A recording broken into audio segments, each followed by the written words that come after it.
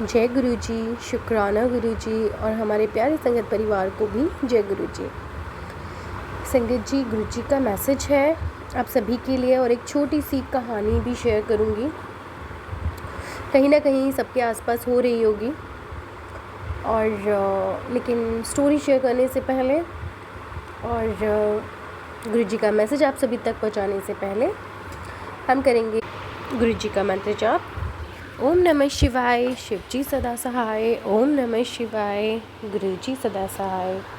जय गुरु जी, शुक्राना गुरु जी। संगत जी, पिछले कुछ टाइम से ये थोड़ा सा आ रहा था और थोड़े केसेस भी सुनने के लिए आए हैं कि डॉग बाइट कर रहे हैं बच्चों को, बड़ों को, या बहुत एग्रेशन में आ रहे हैं डॉग्स। स्ट्रीट डॉग हो गए, घर के हो गए, कैसे भी। तो आप जानिएगा कि अगर इस तरह की कोई भी प्रॉब्लम आपके आसपास सुनाई दे रही है या फैमिली में कुछ हो रहा है, क्योंकि 2 स्टोरीज़ मैं इससे रिलेटेड सुनाऊंगी। लगता है कि डॉग बाइट करने के चांसेस ये पहले से ही दिख जाते हैं। जब प्लैनेट्स मूव करते हैं या कुछ भी दशा चलती है तो पता चल जाता है कि भाई डॉग का बाइट करने का आसार बने हुए हैं, थोड़ा सा ध्यान रखें। तो ये तब होता है कि जब थोड़े ग्रह नक्षत्र होते हैं भारी, केतु खराब होता है या पूर्वजों से रिलेटेड ही कोई पनिशमेंट होता है, ऐसा कुछ। तो ड्यू टू नेगेटिविटी भी होता है, तो इसलिए भी ये चीज़ें होती हैं, डॉग बाइट के आसार होते हैं। या फिर पेट डॉग जब भी होता है हमारे घर में तो वो कोई पूर्वज ही होता है जो आते हैं हमारे घर में। पेट हमेशा हमें भगवान जी तभी ब्लेस करेंगे जब किसी पूर्वज की हमारी कोई ब्लेसिंग आ रही हो, हमारे पितरों की, पूर्वजों की ब्लेसिंग कोई आ रही हो हमारे पास। और अगर वही हमारे घर में काटते हैं, क्योंकि जब भी पेट आएगा हमारे घर की आधे से ज़्यादा प्रॉब्लम वो अपने ऊपर ले लेते हैं, ये भी बहुत सुनने में आया है। लेकिन अगर वही काट रहे हैं या कुछ है तो कहीं ना कहीं प्रॉब्लम हो रही है। क्योंकि एक पेट डॉग मैंने और देखा था किसी के घर पर, जो टॉयलेट बाथरूम जो करता था ना, वो बिस्तरों पे जाकर के करता था। तो उसकी वजह से उनके ऑनर को थोड़ा गुस्सा आया और उन्होंने उसको मतलब बहुत ज़्यादा डंडे से मारा, अपने ही पेट को। और उसका जो पीछे का बैकबोन था और उस पर बहुत ज़्यादा चोट लग गई, जिसकी वजह से मतलब नहीं चल पा रहा था वो। नेक्स्ट 2 डेज़ में या पता नहीं एक दिन बाद देखते हैं कि उनके अपने बच्चे का ही बहुत ज़्यादा एक्सीडेंट हो गया और वो हॉस्पिटल ICU तक पहुंच गया। तो आप समझिएगा कि अगर ये है तो गलत नहीं बर्दाश्त हो पाता कि घर में बिस्तरों में पेट करें, लेकिन काफ़ी हद तक ये भी देखा गया है कि अगर बिस्तरों में अगर ऐसा कुछ हो रहा है तो कोई ना कोई हमारे घर की ही प्रॉब्लम है जो वो खुद क्रिएट कर रहा है, अपने ऊपर ले रहा है। अगर वो बीमार हुआ है बहुत ज़्यादा तो हमारे ही घर के किसी मेंबर पे बहुत ज़्यादा प्रॉब्लम थी जो उसने अपने ऊपर ले ली। ये तो पेट की बात हो गई, जो भी घर के पालतू हैं। और किसी बंदे को इतनी प्रॉब्लम होने वाली थी कि वो बिस्तरों तक, टॉयलेट बाथरूम तक पहुंच जाता, तो ये वाली चीज़ उसने अपने ऊपर ले लिया। और फिर भी अगर उसको ऑनर बहुत ज़्यादा मार देते हैं तो वो और भी ज़्यादा, क्योंकि वो भगवान जी के प्यारे ही बच्चे होते हैं वो भी। जब आप भगवान जी के प्यारे बच्चों के ऊपर थोड़ा सा भी कहीं भी परेशान करते हो, आप एग्रेशन में आ जाते हो या अपने गुस्से में आकर उनको मारते हो, पीटते हो, ये स्ट्रीट डॉग्स के लिए भी है, तो आप देखिएगा इसका जो सर्कल है ना, वो घूम करके आपके बच्चे को कहीं ना कहीं फिर वो चांसेस बन जाते हैं कि कहीं ना कहीं फिर वही डॉग बाइट के चांसेस बन जाते हैं घर में, कोई ना कोई प्रॉब्लम्स। क्योंकि ये हमेशा हमारी हेल्प ही अपने ऊपर ही लेते हैं, हमारा भार।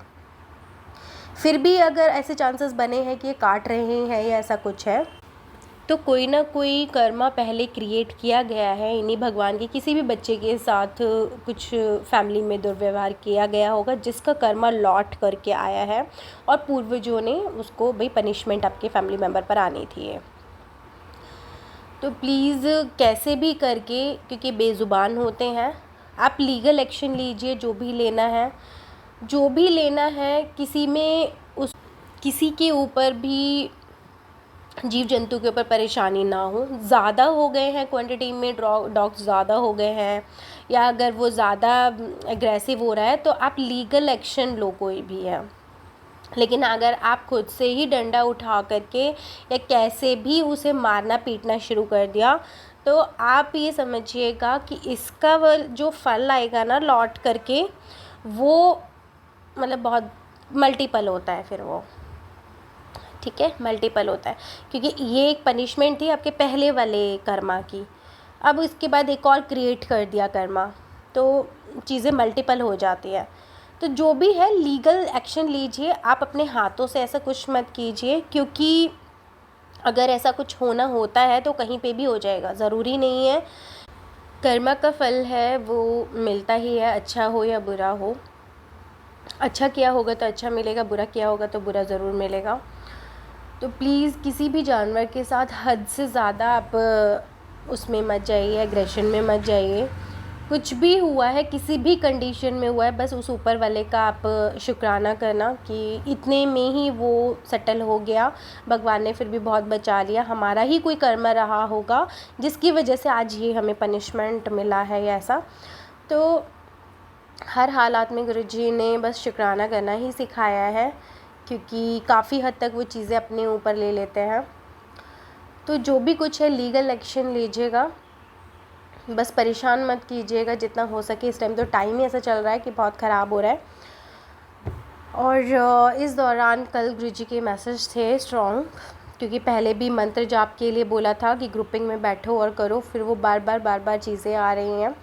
आने वाला टाइम थोड़ा सा ख़राब है, इसीलिए गुरुजी ने बोला हर इंसान, हर मेरी संगत खुद का अपना ऑरा बहुत ज़्यादा स्ट्रॉन्ग करे, ताकि कोई भी प्रॉब्लम, कोई भी नेगेटिविटी उस तक पहुँचे ही ना, ठीक है। उसे बाहर की बाहर, घर से बाहर ही, या खुद की बॉडी का जो एक ऑरा है उससे बाहर की बाहर ही रहे, वो आपके अंदर बॉडी में एंटर ना करे किसी भी रूप में। कोई भी जैविक हथियार होते हैं, या फिर किसी भी नेगेटिविटी है, कुछ भी ब्लैक मैजिक है, कोई भी नज़र दोष है, वो आप तक पहुँचे ही ना। आप अपना ऑरा इतना स्ट्रॉन्ग कर लीजिए। तो इसीलिए गुरुजी ने क्या कहा था कि ग्रुपिंग में बैठिए और आप मंत्र जाप चैंटिंग कीजिए, ये कहा गया था, बहुत स्ट्रॉन्ग मैसेजेस थे। और साथ में अब ये कल से बहुत स्ट्रॉन्ग आ रहा है कि क्योंकि कई बार ग्रुपिंग में नहीं बैठ पाते हैं लोग, तो अपने अपने घर में बैठ कर के, आप कहीं भी हैं, कैसे भी हैं, करीबन 1.25 महीने तक बैठ कर के जिस भी भगवान में आपकी श्रद्धा है उनका आपको नाम जप करना है, ठीक है। 1.25 महीने तक कॉन्टिन्यूटी में आप संकल्प ले सकते हैं 5 रुपये और थोड़ी सी फूल हाथ में रहकर कि नेक्स्ट 1.25 महीने तक, 40 डेज़ तक ऐसे मैं नाम जप करूँगा, क्योंकि आपका ऑरा बहुत ज़्यादा वीक है। नज़र दोष बहुत जल्दी लग जाती है घर को, क्योंकि सबकी भरी पूरी फैमिलीज़ होती हैं, नज़र दोष लग जाता है और आपका ऑरा में वो चीज़ें एंटर कर जाती हैं, तो फिर फैमिली में बच्चों को हर चीज़ से लेकर के परेशानियां खड़ी होती हैं। इसलिए आपको गुरुजी की साइड से स्ट्रॉन्ग मैसेज है कि अगले 1.25 महीने तक जिस भी भगवान में आपकी श्रद्धा है, आपको उनका नाम जप करना है, कम से कम 108 बार, उससे ज़्यादा, या फुल डे जब भी आप बैठें तो आप बस अपने भगवान का नाम जप करना है, जिससे आपका खुद का ऑरा बहुत ज़्यादा स्ट्रॉन्ग हो जाए। और जो बार बार आपके घर में प्रॉब्लम्स आ रही हैं, आपकी लाइफ में प्रॉब्लम आ रही हैं, या फाइनेंशियली जो भी प्रॉब्लम आ रही है, ये सब नज़र दोष का है। क्योंकि किसी टाइम में तो आप बहुत अच्छी कंडीशन में थे, उस टाइम क्या होता है, नज़र दोष लग जाता है।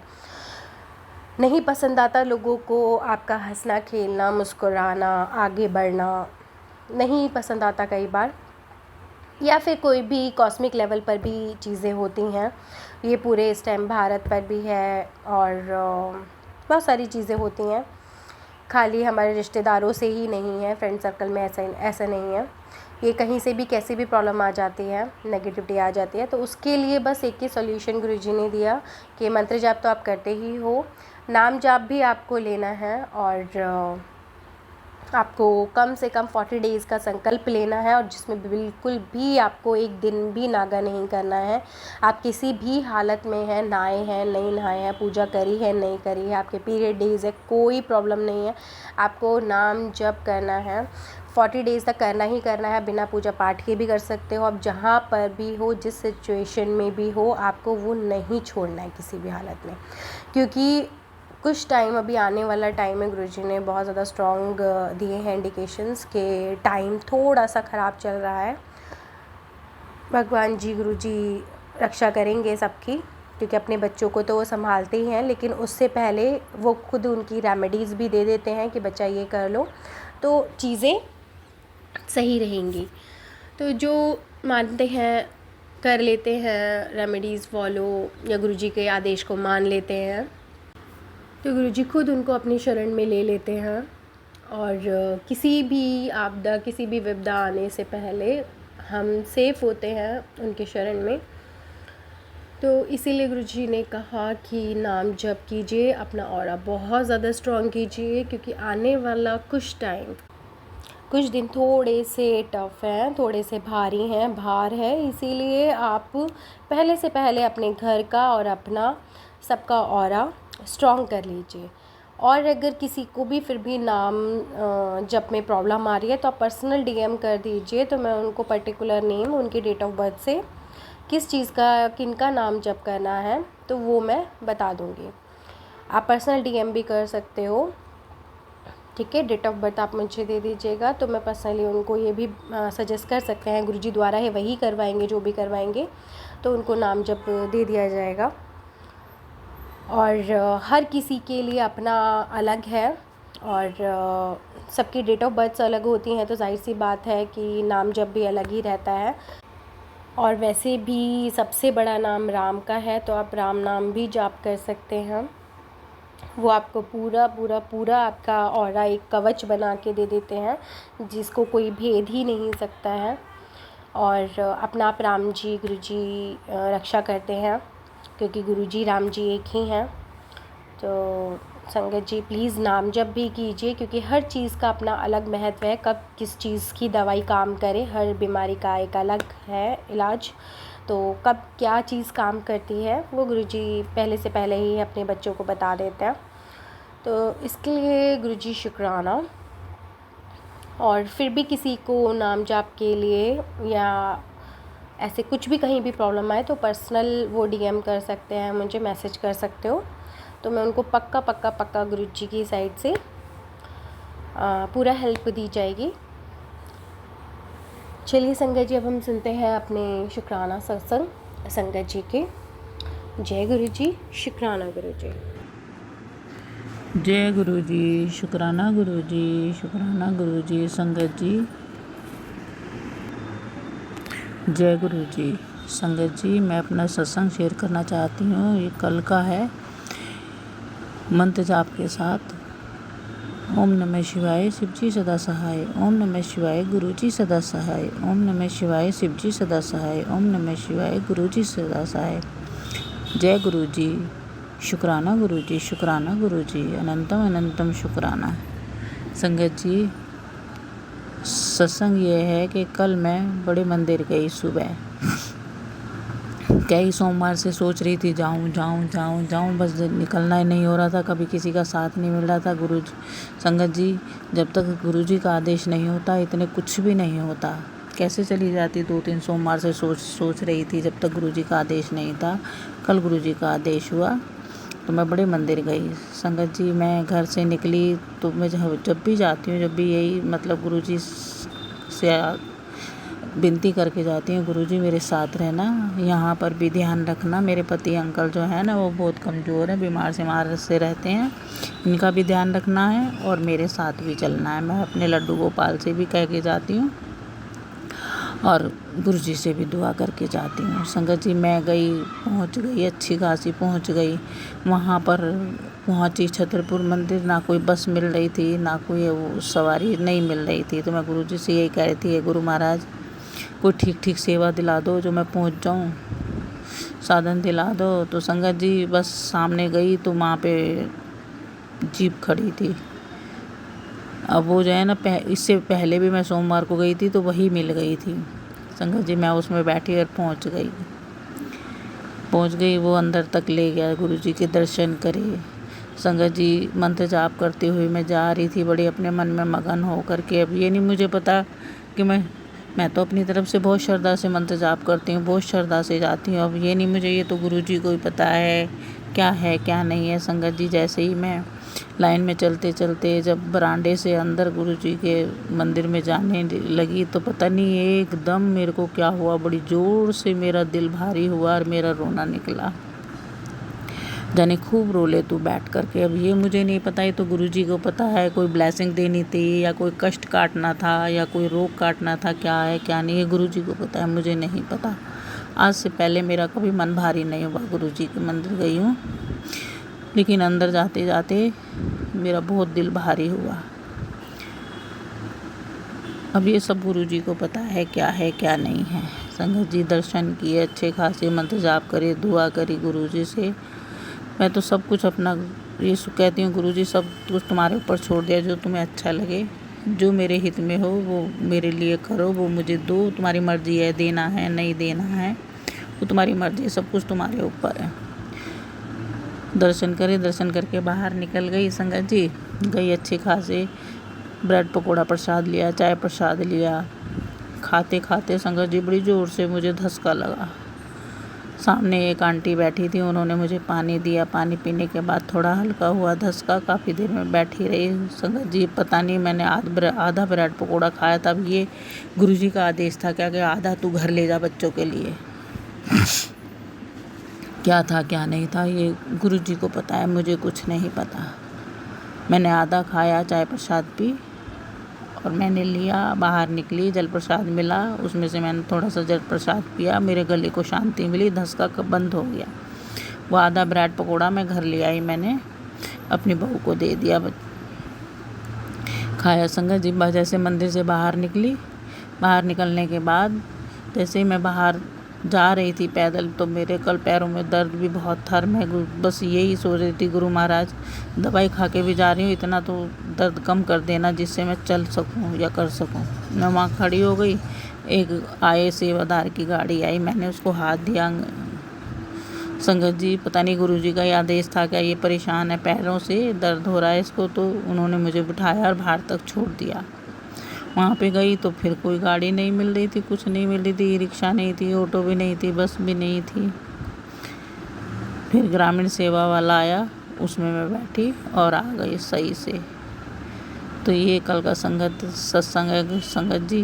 गुरुजी के बड़े अच्छे दर्शन हुए, बड़ी खुशी खुशी गई मैं, खुशी खुशी गुरुजी का दर्शन करके आई।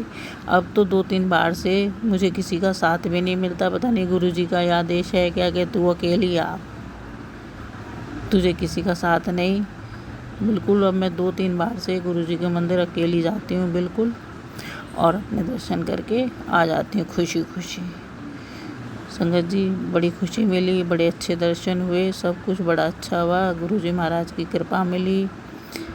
गुरुजी, अब ये गुरुजी को पता है कल मेरा कोई कष्ट काटा है, कोई रोग काटा है, ब्लेसिंग दी है क्या नहीं है, सब गुरुजी के ऊपर छोड़ रखा है मैंने, गुरुजी को पता है। जय गुरुजी, शुक्राना गुरुजी। संगत जी अब मैं अपने सत्संग को यहीं विराम देती हूँ अनंत जाप के साथ। अगले सत्संग की तैयारी करूँगी, गुरुजी का जब आदेश होगा, जब बुलाएंगे। जय गुरुजी। ओम नमः शिवाय, शिव जी सदा सहाय। ओम नमः शिवाय, गुरुजी सदा सहाय। ओम नमः शिवाय, शिव जी सदा सहाय। ओम नमः शिवाय, गुरुजी सदा सहाय। जय जय गुरुजी, शुक्राना गुरुजी, शुक्राना गुरुजी, शुक्राना गुरुजी, मेरे मालिक, शुक्राना गुरुजी।